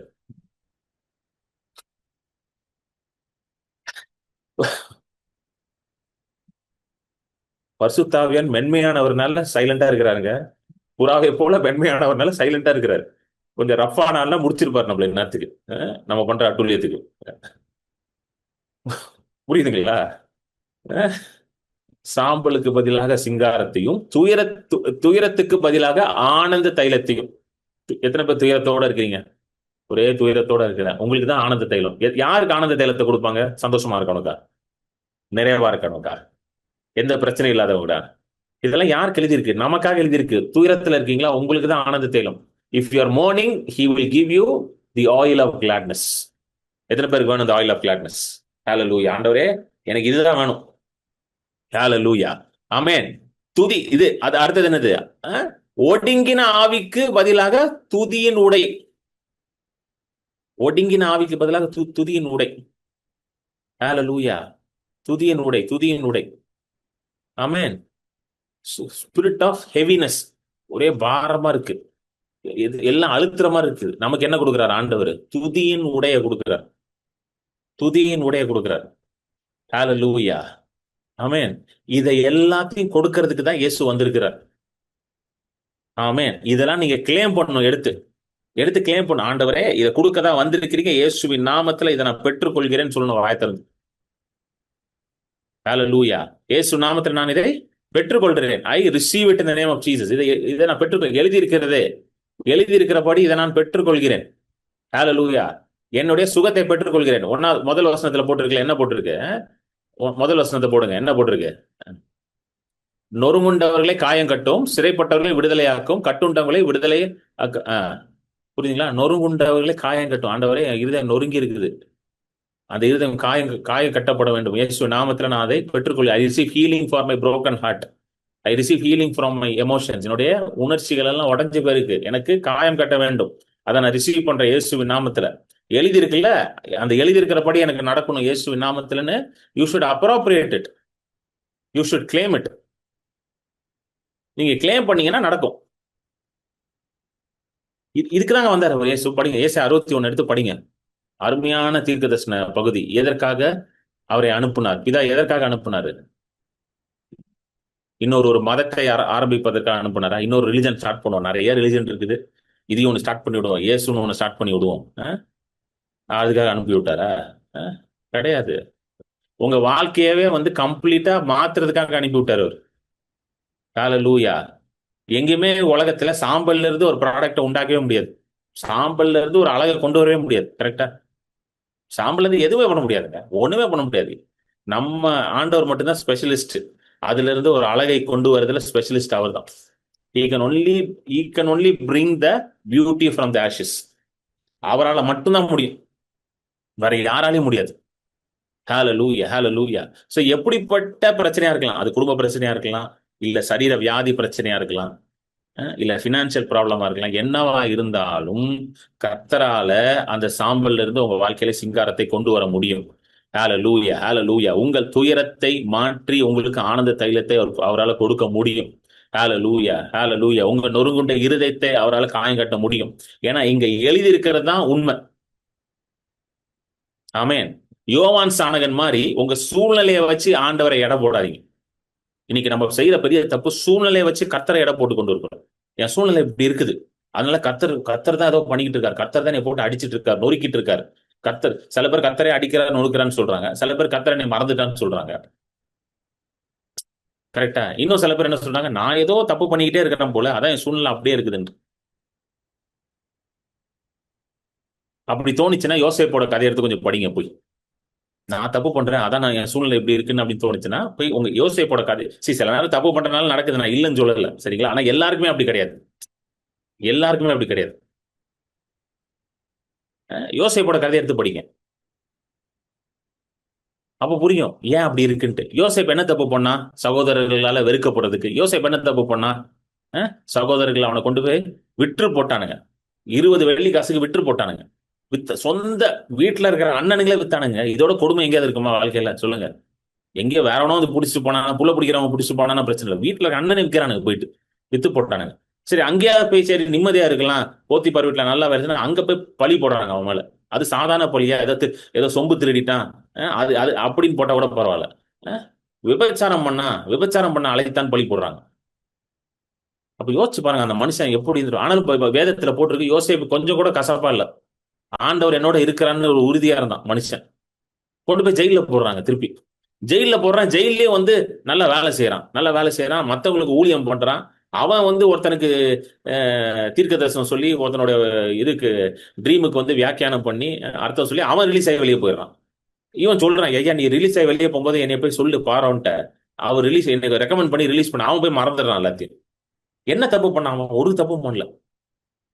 ஹalleluya. சோ எல்லாமே வந்து டவுனா போறதுனால கர்த்தர் உங்களை கைவிட்டுட்டாரு அப்படின்னு கிடையாது. ஏதோ ஒண்ணு பெருசா வெடிக்க போகுது உங்களுக்குள்ள இருந்து, அது உலகத்தை ஆசீர்வதிக்க போகுது. அதனாலதான் எல்லாம் அப்படி இப்படி போயிட்டு இருக்கு. எத்தனை பேருக்கு புரியுது நான் சொல்றது? ஹalleluya. நம்ம நினைக்கிறோம் ஏதோ ஒண்ணு கர்த்தர் விட்டுட்டாரு பிரதர், அவ்வளவுதான் பிரதர். புரியுதுங்களா? ஏதோ பெருசா வரப்போதும் உங்க வாழ்க்கையில இருந்து, அதனாலதான் எல்லாம் இப்படி போயிட்டு இருக்கு. ஆனாலும் கர்த்தர் உங்களோட இருக்கிறாருன்னு நம்பிக்கை உங்களுக்கு இருக்கு, பாத்தீங்களா? யோசேப்பு இருந்த நம்பிக்கை உங்களுக்குள்ள வேலை செய்து, பாத்தீங்களா? அப்பனா என்ன அர்த்தம்? you are going to be elevated very soon, you are going to be promoted very soon. கூடிய சீக்கிரத்துல உங்களுடைய உயர்வை இந்த உலகம் பார்க்க போகிறது, உங்களுடைய மகிமை வெளியே வரப்போகுது. ஹalleluya, ஆமென். யோவான் சானகனை போல கேள்வி கேட்காதீங்க. ஆண்டவரே இருக்கிறீரா இல்லையா, நீர் தானா, நீ தான் நிஜமாலே ரச்சித்தீரான, நான் ரச்சிக்கப்பட்டனா ஏன் இப்படி இருக்கிறேன்? எத்தனை பேர் இதை உணர்ந்திருக்கீங்க? நாலாவது உணர்ந்திருக்கேன். ரச்சிக்கப்பட்டவன பிரச்சனை ஜாஸ்தி ஆயிடுச்சு பிரதர். எத்தனை பேர் இதில் சொல்ல முடியும்? நிறைய பேர் சொல்லியிருக்காங்க பிரதர், ரச்சிக்கப்பட்டவர் பிரச்சனை தலைக்கு மேல போயிடுச்சு பிரதர். கரெக்டா இல்லையா? ரச்சிக்கப்படுறதுக்கு முன்னாடி எல்லாம் நல்லா பேசிட்டு இருந்தாங்க பிரதர், ரச்சிக்கப்பட்டவன் எல்லாம் ஓட்டாம பிரதர், என்னை விட்டுட்டு எல்லாம் விட்டுட்டு ஓடிட்டு என்னங்க, எல்லாம் எல்லாம் எல்லாம் கிளம்பிட்டானுங்க. நான் நினைச்சேன் ரச்சிக்கப்பட்டவனே எல்லாம் நமக்கு வந்து ஃப்ரெண்ட் ஆயிடுவானுங்கன்ட்டு. நானே அப்படிதாங்க நினைச்சேன். ஊழியம் பண்றோம் எல்லாரும் நம்ம கூட ஃப்ரெண்ட் ஆயிடுவாங்கன்ட்டு. அது ஹீலிங் மினிஸ்ட்ரி பண்றோம், எல்லாருக்கும் போய் ஹாஸ்பிட்டல்லாம் போய் ஜெபம் பண்றோம், நிறைய பேரை சுகமாக்குறோம், நார்த் இந்தியாலாம் போய் ஊழியம் பண்றோம், பிசாசெல்லாம் துரத்துறோம், எவ்வளவு ஒரு மகிமையான ஊழியம் பண்றோம், எல்லாரும் நம்மளே அங்கீகரிப்பார்கள் அப்படின்னு பார்த்தா எல்லாம் பிச்சுட்டு ஓட்டானுங்க எல்லாம். அப்போ வந்து நானும் அழுதுருக்கேன் ஆண்டவர்கிட்ட, என்ன ஆண்டவர் எப்படி? அப்பதான் ஆண்டவர் சொன்னார், எப்பா அவன் இருந்தானா நீ என்னைய பார்க்க மாட்ட, நீ என்னைய பார்க்கணும். ஆண்டவரோட ஒரே நோக்கம் என்ன தெரியுமா? Is a very jealous God. இந்த பழைய ஏற்பாட்டுல வந்து பாத்தீங்கன்னா ஒரு இடத்துல நிறைய இடத்துல வரும்ல, ஜெலஸ் அப்படின்னு வரும், ஜெலஸ் அப்படின்னு வரும். கரெக்டா? தமிழ்ல வந்து அதை எப்படி போடுறாங்கன்னா எரிச்சல் உள்ள தேவன் போடுவோம். அது எரிச்சல்னு போடக்கூடாது, தப்பான டிரான்ஸ்லேஷன். எரிச்சல்னா வயிற்று எரிச்சல்னா வயிறு அறிவார் ஆண்டவர், எரிச்சல்னு போடக்கூடாது. ஜெலஸ்னா வந்து என்ன அர்த்தம்னா அது எப்படி கரெக்டா டிரான்ஸ்லேட்? பொசசிவ். அது எப்படின்னா ஜெலஸ்னா ஆண்டவர் வந்து என்ன சொல்றாருன்னா நீ என்ன மட்டும் தான் சேவிக்கணும்னு இல்ல, நீ என்ன மட்டும் தான் சேவிக்கணும்னு ஒரு இஸ்ரேவேல்ல பாத்தீங்கன்னா ஒரு இடத்துல சொல்லி கொடுப்பாரு. வசனத்தை வாசிப்போம். உபாகமம் 7 பாத்தீங்கன்னா ஆண்டவர் வந்து சொல்லுவாரு, என்ன சொல்லுவாரு? உபாகமம் 6:15 போடுங்க. 6:15. உபாகமம் 6:15 போடுங்க. உன் நடுவில் இருக்கிற உன் தேவனாகிய கர்த்தர் எரிச்சல் உள்ள தேவனா இருக்கிறாரே. எரிச்சல் உள்ள தேவனா இருக்கிறான்னு போட்டு. ஆனா ஆங்கிலத்துல பாருங்க, for the Lord your God is a jealous God. அதுக்கு முந்தின வசனம் படிங்களேன், அப்பதான் அது புரியும் கரெக்டா. உன் தேவனாகிய கர்த்தருடைய கோபம் உன்மேல் மூண்டு உன்னை பூமியில் வைக்காமல் அழித்து போடாதபடிக்கு உங்களை சுற்றிலும் இருக்கிற ஜனங்களின் தேவர்களாகிய அந்நிய தேவர்களை பின்பற்றாதிருப்பீர்கள். அந்நிய தேவர்களை பின்பற்றாத, சரிங்களா? அந்நிய தேவர்கள் பின்னாடி போத, அதான் சொல்ல வர்றாரு. வேற you should not go after the other gods, the gods of all the people around you. அந்நிய தேவர் பின்னாடி போத, மத்த தெய்வன் பின்னாடி போத சொல்லிட்டு அடுத்த வசனம் 15, நான் எரிச்சல் உள்ள தேவன். எரிச்சல்னா வைத்த தப்பா போட்டு, ஜெலஸ்கானா நான் ரொம்ப பொசசிவா இருக்கேன், I very jealous about you. புரியுதுங்களா? எத்தனை பேர் புரியுதுங்களா? நீ எனக்கு தான் சொந்தயா, நீ எங்கேயும் போக கூடாது, உனக்கு என்ன வேணாலும் என்கிட்ட வாண்டுறாரு. எத்தனை பேர் புரியுது? இன்னைக்கு ஆண்டவர் தான் சொல்றாரு, I am very jealous about you, I very possessive. உனக்கு என்ன வேணா என்கிட்ட வா, நான் நீ என்னுடையவன்றாரு அவர். You belong to me. வேற எங்கேயும் போய் ஓடிக்கிட்டு இருக்காத, வேற எங்கேயா போய் தேடிக்கிட்டு இருக்காத. ஹல்லேலூயா. ஏசாயா 43 சொல்றாரு பாருங்க. ஏசாயா 43:1 போடுங்க கடகடன்னு. இப்போதும் யாக்கோபே உன்னை சிருஷ்டித்தவரும் இஸ்ரவேலே உன்னை உருவாக்கினவருமாகிய கர்த்தர் சொல்லுகிறதாவது, பயப்படாதே, உன்னை மீட்டு கொண்டேன், உன்னை பேர் சொல்லி அழைத்தேன், நீ என்னுடையவன். நீ என்னுடையவன். You belong to me. பயப்படாதே, உன்னை மீட்டு கொண்டேன், உன்னை பெயர் சொல்லி அழைத்தேன், நீ என்னுடையவன். சொல்லுங்க, I belong to God, I am very jealous. இதுதான் சொல்றாரு. நீ எங்கேயும் போறதே எனக்கு பிடிக்கல, நீ அங்க போய் கேட்க கூடாது. இப்போ உங்களுக்கு புரிய வைக்கிறேன். உங்க வீட்டுல பிள்ளைங்க இருக்காங்க, உங்களுக்கு உங்க பிள்ளைங்களுக்கு ஒரு தேவை இருக்குது. உங்க பிள்ளை என்ன பண்ணுது? நேரா அது தேவை இருக்கணும்னா நேரா பக்கத்து வீட்டுக்கு போயிருக்கு. பக்கத்து வீட்டுல ஒரு பெரிய பணக்காரனோ எவனோ தரக்கான்னு வச்சுக்கோங்க, எவனோ இருக்கிறான், சரிங்களா? எவனோ தர அங்க போயிட்டு அங்கில் அங்கில் எனக்கு இது வேணும் அங்கில், ஸ்கூல்ல கேக்குறாங்க அங்கில் அப்படின்னு கேட்டா உங்க புள்ளைய கூப்பிட்டு வச்சு, சூப்பர்ரா, நீ தாண்டா சரியான புள்ள, எனக்கு காசை மிச்சப்படுத்திட்ட, அங்க போய் கேட்ட பாத்தியா அப்படின்னு சொல்லுவீங்களா? எத்தனை பேர் அப்படி இருக்கீங்க? அப்படி நீங்க இருக்கிறீங்கன்னா உங்களுக்குள்ள ஏதோ தீய சக்தி இருக்குது. உங்களுக்குள்ள ஏதோ ஒண்ணு இருக்குது, அதை துரத்தி கொண்டு வாங்க, உங்களை நான் டெலிவரன்ஸ் பண்றேன் அப்படியே சொல்லுவீங்க. கூப்பிட்டு என்ன சொல்லுவீங்க?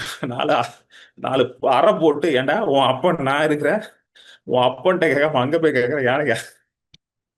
என்னங்க புரியுதுங்களா? இதுதான் ஆண்டவன் சொல்ற. ஏன்டா நான் இருக்கிறேன் உனக்கு, உன்னை பேர் சொல்லி அழைச்சிருக்கிறேன், நீ என்னுடையவன், நீ என்னடா எங்கெங்கயோ ஓடிக்கிட்டு இருக்க, என்கிட்ட வராமன்றார். இதுதான் ஆண்டவர் கேட்கிறார் இன்னைக்கு. நீ என்கிட்ட வராம அங்க போய்கிட்டு இருக்க, இவன்கிட்ட போயிட்டு இருக்க, உட்காந்து அழுதுகிட்டு இருக்க ரூம்ல உட்காந்து, நீ என்கிட்ட வந்தா உனக்கு நான் கொடுக்க போறேன், நீ எதுக்கு அங்கெல்லாம் போறேன்றாரு. You understand? அடுத்த வசனம் பாருங்க, சொல்றாரு பாருங்க, நீ என்னுடையவன் சொல்லிட்டு 2வது வசனம் வாசிங்க, செகண்ட் வர்ஸ். நீ தண்ணீர்களை கடக்கும்போது நான் உன்னோடு ம். இருப்பேன். நீ ஆறுகளை கடக்கும்போது அவைகள் உன்மேல் புரளுவதில்லை. நீ ஆ, அக்கினியில் நடக்கும்போது வேகாதிருப்பாய். அக்கினி ம். ஜுவாலை உன் பேரில் பற்றாது. ஆமென். ஆ, நீங்க எந்த சூழ்நிலை வழியால போனாலும், அது தண்ணீரா இருக்கலாம், ஆறா இருக்கலாம், அக்னியா இருக்கலாம், நான் உன்னோட இருப்பேன். நீங்க பைபிள்ல வந்து பாருங்க, யாரெல்லாம் வந்து கர்த்தர் என் கூட நிப்பாருன்னு சொல்லி நின்னா அவங்க எவனாவது அழிஞ்சு போயிருக்கானா சொல்லுங்க. எஸ்தர் சொல்றா, நான் ராஜா முன்னாடி போய் என்னை சப்மிட் பண்ண போறேன். எஸ்தரோட கதை தெரியும்னு நினைக்கிறேன் உங்களுக்கு. கதை ஃபுல்லா சொல்ல முடியாது. ஒரு பெரிய பிரச்சனை. யூதர்களே வந்து அழிய போறாங்க. The nation of Jews are going to be wiped out. ஒரு லாவே பாஸ் பண்ணிட்டாங்க. இப்போ எஸ்தர் போய் மோர்தெகாய் போய் பேசுறாரு எஸ்தர் கிட்ட. இந்த பாரு, உன் ஆண்டவர் வந்து ராஜாத்தியாக எழுப்பி இருக்கிறாருன்னா எதுக்கு இந்த மாதிரி ஒரு நேரத்துக்கு நீ என்ன பண்ணணும், எழும்பணும், உன் ஜனங்களுக்கு ரட்சிப்பை உண்டாக்கணும்ன்றாரு. எஸ்தர் சொல்லுது, ஐயோ நான் என்ன பண்றதுன்னு ஒண்ணு. மோர்தெகாய் சொல்றாரு, நீ எழும்புனா ஆண்டவர் வேற ஏதாவது பண்ணுவாரு, ஆனா ஆண்டவர் தன்னுடைய பிள்ளைகள் என்ன பண்ண மாட்டார், கைவிட மாட்டான்னு சொல்றாரு. ஆனாலும் எஸ்தர் பாருங்க, அதுக்குள்ள ஒரு பெரிய ஒரு இது நம்பிக்கை வருது. அதுக்கப்புறம் தான் போய் என்ன பண்ணுது, போய் 3 நாள் உபவாசம் பண்ணுது. போய் சொல்லுது, எல்லாரும் உபவாசம் பண்ணுங்க என்னோட சேர்ந்துன்னு சொல்லி 3 நாள் உபவாசம் பண்ணிட்டு ராஜா முன்னாடி போகுது. ஏன்னா அந்த காலத்துல ராஜா முன்னாடி சும்மாலாம் போக முடியாது. ராணியா இருந்தாலுமே ராஜா முன்னாடி சும்மாலாம் போய் நிக்க முடியாது. அவர் கூப்பிட்டாதான் நீங்க போகணும். அது அந்த ராஜா வந்து கிறுக்கு பிடிச்சான் வர ஜர்சிஸ், சரியான அரமெண்ட் அவன். சும்மாலாம் போய் நிக்க முடியாது அவன் முன்னாடி நீங்க. அஹ், எஸ்தர் புஸ்தகம் போய் படிச்சு பாருங்க. அது சொல்லுது, நான் செத்தாலும் பரவாயில்ல, ராஜா முன்னாடி போய் நான் நிக்க போறேன், என்னோட ஜனங்களை நான் காப்பாத்த போறேன். If I perish I perish போய் நின்றுது. நான் மடிந்து போனாலும் மடிந்து போறேன், போய் நிக்குது. செத்து போச்சு அந்த அம்மா கிடையாது. ராஜா கண்ல தயவு உண்டாகுது அந்த அம்மாக்கு. ஹalleluya, தயவு உண்டாகுது. ஆண்டவர் எஸ்தர், அந்த ஒரு சாதாரண ஸ்திரீ எஸ்தர், ஒரு எளிய குடும்பத்திலிருந்து வந்த அந்த பிள்ளையை யூஸ் பண்ணி ஆண்டவர் ஒரு பெரிய ரட்சிப்பு உண்டாக்குறாரு. ஹalleluya, மடிந்து போலையா அந்த அம்மா. விட்டார் ஆண்டவர். சாத்ராக் மேஷாக் ஆபேத்நேகோ கேட்டுக்கோங்க. அவனுங்க சொல்றானுங்க, நீ தீயில தூக்கி போட்டாலும் உன் கடவுளை நான் வணங்க முடியாதுன்றானுங்க. அப்படியே சொல்றேன், நீ எங்க வேணா தூக்கி போடியா, தீயில போடி, எதுல வேணா போடு, ஒன்னெல்லாம் நான் வணங்க முடியாது, சிலையெல்லாம் நான் வணங்க முடியாண்டாரு. ஆண்டவர் கை விட்டாரா? அக்னியில், அதுதான் இங்க எழுதியிருக்கு, அக்னியில் நடக்கும் போதும் வேகாதிருப்பாய். ஹalleluya, இதுதான் ஆண்டவர் சொல்றாரு. விட்டாரா ஆண்டவர்? கை விட்டாரா? சொல்லுங்க. விடுவாரா? கை விடுவாரா? கை விடுறதுனா என்னன்னே தெரியாது அவருக்கு. Hallelujah, my God does not know to forsake. கை விடுறதுனா என்னன்னே தெரியாத ஒரே கடவுள் என் கடவுள் தான். ஹalleluya, அவர் உங்களை கைவிட மாட்டார். சொல்லுங்க, அவர் என்னை கைவிட மாட்டார்.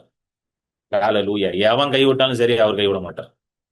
அவருக்கு அப்படின்னா என்னன்னே தெரியாது அவருக்கு. அதுக்கு மீனிங்கே தெரியாது அவருக்கு. ஹalleluya, ஆமென். போய் படிச்சு பாருங்க வேதத்துல. எவனையாவது கை விட்டாருன்னு அக்கௌண்ட் இருக்குதா?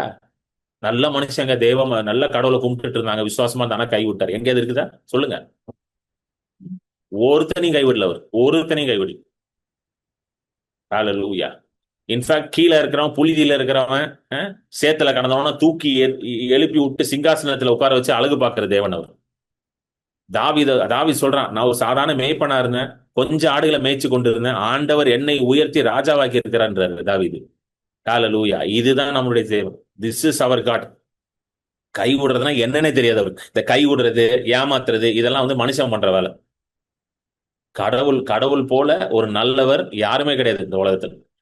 Is so good, is so loving, is so caring. Hallelujah, hallelujah, hallelujah, hallelujah, hallelujah. எபிரேயர்ல வந்து எழுதியிருக்குது. எபிரேயர் கடைசி அதிகாரத்துல ரொம்ப அழகான வசனம் எழுதியிருக்குது. எபிரேயர் கடைசி அதிகாரம் எடுங்க. Hebrews last chapter, 13th chapter எடுங்க. இதை படிச்சுட்டு முடிச்சிருவோம். 5வது வசனம், 6வது வசனம். எழுதியிருக்கு பாருங்க. நான் உன்னை விட்டு விலகுவதும் இல்லை, நான் உன்னை கைவிடுவதும் இல்லை என்று அவர் சொல்லியிருக்கிறாரே. யார் சொல்லியிருக்கிறார்? அவர் சொல்லியிருக்கிறார். அவர் சொல்லியிருக்கிறார், அவர் சொல்லியிருக்கிறார், அவர் சொல்லியிருக்கிறார், அவர் சொல்லியிருக்கிறார். இது என்ன கான்டெக்ட்ல வருதுன்னு பாத்தீங்கன்னா, பண ஆசைன்ற கான்டெக்ட்ல வருது. நீங்கள் பண ஆசை இல்லாதவர்களாய் நடந்து உங்களுக்கு இருக்கிறவைகள் போதும் என்று எண்ணுங்கள். ஏன்னா நிறைய பேருக்கு என்ன பிரச்சனைனா, ஐயோ இந்த பணம் இல்லைன்னா, இந்த இது இல்லைன்னா என் வாழ்க்கையில என்ன ஆகுறது? நிறைய பேருக்கு அந்த பிரச்சனை இருக்கு. கரெக்டா? இந்த பணம் இல்லைன்னா என்ன ஆகுறது? இந்த வருமானம் இல்லைன்னா என்ன ஆகுறது? சடன் எனக்கு வேலை போயிடுச்சுன்னா என்ன ஆகுறது? எனக்கு இவ்வளவு பணம் அவங்க கொடுக்கணுமே, அது கொடுக்கலன்னா என்ன ஆயிருது? அது இல்லைன்னா என்ன ஆயிருது? இது இல்லைன்னா என்ன? இப்படிதான் தோணுது நிறைய பேருக்கு. இந்த பணத்துல ஒரு பெரிய இது வருது இல்ல. ஆனா ஆண்டவர் சொல்றாரு, எப்பா பணத்தை விட பெரியவன் நான் யான்றது. Hallelujah. I am greater than all these things. நான் உன்னை விட்டு விலக மாட்டேன், நான் உன்னை கைவிட மாட்டேன்னு சொல்றேன்றது. பணம் கூட கைவிட்டுலாம். ஒரு நாள் பண்ணாங்க பாத்தீங்களா, 2016 சடனா ஒரு நாள் நவம்பர் மாசம் 500 ரூபா செல்லாது 1000 ரூபா செல்லாதுன்றாங்க. இருந்ததெல்லாம் ஒண்ணு இல்லாம போச்சு. கரெக்டா? பணம் கூட நம்மளை கைவிட்டுரும். ஆனா யார் நம்மளை கைவிட மாட்டா? ஆண்டவர் நம்ம கைவிட மாட்டார். ஹல்லேலூயா. ஆண்டவர் நம்ம கைவிட மாட்டாருங்க. அது கூட கைவிட்டுரும், செல்லாதுன்றாங்க டப்புன்னு. என்னங்க, சில நேரம் ஏதாவது கடைக்கு போயிட்டு காசை கொடுத்தா, சார் சில்லற இல்ல, காசு வாங்க மாட்டேன்றான். நான் யோசிக்கிறேன், டே காசு கொடுக்குறேன் வாங்க மாட்டேன்ற, இல்ல சார் நோ சேஞ்சு, ஜிபே பண்ணுங்கன்றான். அப்ப நான் அந்த காசு கூட அங்க வேல்யூ இல்லாம போயிடுச்சு. கடைசியில கையில காசை கொடுத்தாலே வாங்க மாட்டேன்றான். அது கூட சில நேரம் கை விட்டுரும். ஆனா அவர் என்ன சொல்றாரு, நான் உன்னை விட்டு விலகுவதும் இல்லை, உன்னை கைவிடுவதும் இல்லை என்று அவர் சொல்லி இருக்கிறார். அடுத்த வசனம் போடுங்க. ஆகையால் நாம் தைரியம் கொண்டு சொல்வோம், கர்த்தரின் சகாயர், மனுஷன் எனக்கு என்ன செய்ய முடியும்? இதான் நீங்க ஒவ்வொரு நாளும் சொல்லணும். ஆகையால் நான் தைரியத்தோட வாழ்வேன், கர்த்தரின் சகாயர், the Lord is my helper. கர்த்தரே என் சகாயர், அவரே எனக்கு உதவி செய்கிறார். Hallelujah. He is my helper. I will not fear. நான் பயப்பட மாட்டேன், மனுஷன் எனக்கு என்ன செய்ய முடியும்? What shall man do to me? What shall the sickness do to me? What shall this problem do to me? What shall the enemy do to me? If God is my helper, I shall not fear. இப்படி இருந்தீங்கன்னா பயப்படாம இருப்பீங்க. எவன் என்ன வேணா பண்ணிட்டு போட்டோம், கர்த்தரே என் சகாயர். இந்த வியாதி என்ன பண்ண முடியும்? கர்த்தரே என் சகாயர். இந்த பண பிரச்சனை என்ன பண்ண முடியும்? கர்த்தரே என் சகாயர். என்னை சுத்தி இருக்கிறவன் என்ன பண்ண முடியும்? கர்த்தரே என் சகாயர். ஹல்லேலூயா. ஆகையால் நான் பயப்பட மாட்டேன், ஆகையால் நான் பயப்பட மாட்டேன். ஹல்லேலூயா. Thank you Jesus. Hallelujah. Thank you Lord. Hallelujah. நீங்க வியாதியில இருக்கிறீங்கன்னா, I want to encourage you. God is your helper. God is your healer. Hallelujah. நீங்க வியாதியில இருக்கிறீங்கன்னா சொல்லுங்க, கர்த்தரின் சகாயர், கர்த்தரின் பரிகாரி. அவரே என்னை சுகமாக்கும் கர்த்தரா இருக்கிறார். அவரே என்னுடைய பரிகாரியா இருக்கிறார். அவரே என்னுடைய சகாயரா இருக்கிறார். Hallelujah. He is your healer. எப்படிப்பட்ட வியாதியா இருக்கலாம், எவ்வளவு மோசமான வியாதியா கூட இருக்கலாம். Hallelujah. அது எதுவுமே அவருக்கு மேல கிடையாது. Nothing is greater than it. கர்த்தருக்காக ஆஃபரிங் கொடுக்கறதுக்கான வழிகள் உங்களுக்கு முன்பதாக இருக்கிறது. ஸோ உங்க காணிக்கல இந்த வழிகள் மூலமாக நீங்க அனுப்பலாம். நீங்க ஸ்கேன் பண்ணீங்கன்னா கூகுள் பே, ஃபோன்பே, மற்ற யூபிஐ மூலமாக, பேடிஎம் மூலமாக ஸ்கேன் பண்ணி நீங்க அனுப்பலாம். UPI mobile number 9884160264. இல்ல டைரக்டா பேங்க் அக்கௌண்ட்ல டிரான்ஸ்ஃபர் பண்றதுக்கு name Kiran Paul JG, account number 021201584236, ICIC 00000212, account type savings bank, ICICI bank limited, branch Chennai, Santhome. Amen. So நீங்க கொடுக்கறது மூலமாக கர்த்தரை கனம் பண்றீங்க என வேதத்தை சொல்லுகிறது. உன்னுடைய எல்லா பொருளாலும் முதற் பலனாலும் கர்த்தரை கனம் பண்ண, அப்பொழுது உன்னுடைய பண்டசாலைகள் நிரம்பி இருக்கும், உன்னுடைய ஆலைகள்ல புதிய திராட்சரசம் புரண்டோடும் என்று எழுதியிருக்கிறது. ஸோ நீங்க கொடுக்கறது மூலமாக கர்த்தருடைய ஊழியம் இன்னும் அநேக இடங்களுக்கு போவதற்கு நீங்க உதவி செய்றீங்க. ஸோ என்னுடைய மினிஸ்ட்ரியோட பேர் குளோபல் ஹீலிங் மிஷன். என்னுடைய ஊழியம் சுவிசேஷ சுகமாக்குற ஊழியம். It is a evangelistic healing ministry. சபை ஊழியம் கிடையாது. It is not a search ministry. இது வந்து ஒரு சுவிசேஷ சுகமாக்குற ஊழியம், இவாஞ்சலிஸ்டிக் ஹீலிங் மினிஸ்ட்ரி. ஸோ அநேக இடங்களுக்கு இந்த ஊழியத்தின் மூலமாக ஆண்டவர் சுவிசேஷத்தையும் சுகத்தையும் விடுதலையும் கொண்டு போறாரு. நிறைய இடங்கள், நார்த் இந்தியா மற்றும் பல இடங்களுக்கு சுவிசேஷத்தை அறிவிக்கவும், வியாதியில் இருக்கிறவங்களை சுகமாக்குவதற்கும், பிசாசின் கட்டுகளை இருக்கிறவர்களை விடுதலையாக்கவும், மரித்தோரை உயிரோடு எழுப்புவதற்கும் கர்த்தர் இந்த ஊழியத்தை பயன்படுத்தி வருகிறார். ஸோ நீங்க கொடுக்கறது மூலமாக இந்த ஊழியத்தில் ஒரு பங்குதாரராகிறீங்க.